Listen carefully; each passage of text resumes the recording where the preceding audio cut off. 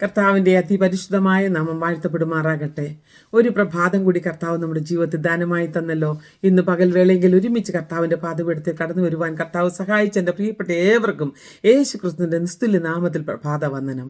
ഇന്നത്തെ ചിന്തയ്ക്ക് ആധാരമായി എബ്രായ ലേഖനം 6-ാം അധ്യായം അതിൻ്റെ 15-ാമത്തെ വേദഭാഗം. അങ്ങനെ അബ്രഹാം ദീർഘക്ഷമയോടിരുന്ന് വാഗ്ദത്ത വിഷയം പ്രാപിച്ചു. അബ്രഹാമിനോട് ദൈവം പറഞ്ഞ വാഗ്ദത്തം നിവർത്തിച്ചു. ഇത് കേൾക്കുമ്പോൾ നാം പലപ്പോഴും ആവേശഭരിതരാകാറുണ്ട്, അല്ലേ? എന്നാൽ അബ്രഹാം വാഗ്ദത്തം പ്രാപിപ്പാൻ ക്ഷമയോടെ വളരെ വർഷങ്ങൾ കാത്തിരുന്നു. പിറുപിറുപ്പില്ലാതെ വളരെ ക്ഷമയോടെ താൻ കാത്തിരുന്നു. പലപ്പോഴും വാഗ്ദത്തമില്ലാത്തവരുടെ ജീവിതത്തിൽ കാര്യങ്ങൾ സാധാരണഗതിയിൽ നടക്കുന്നുണ്ടായിരിക്കും. എന്നാൽ വാഗ്ദത്തം ലഭിച്ചവരുടെ പിൻപിൽ ദൈവത്തിന് വലിയൊരു പദ്ധതിയുണ്ട്.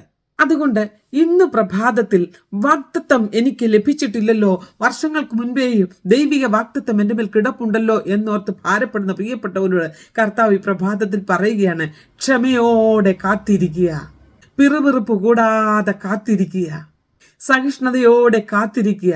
പ്രിയപ്പെട്ടവരെ, വാഗ്ദത്തം നമ്മുടെ നിക്ഷേപമാണ്. വാക്കു പറഞ്ഞവൻ മാറുകയില്ല.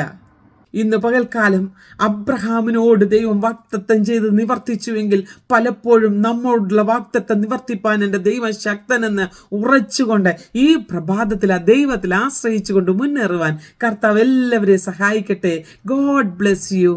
മാറാനാഥ.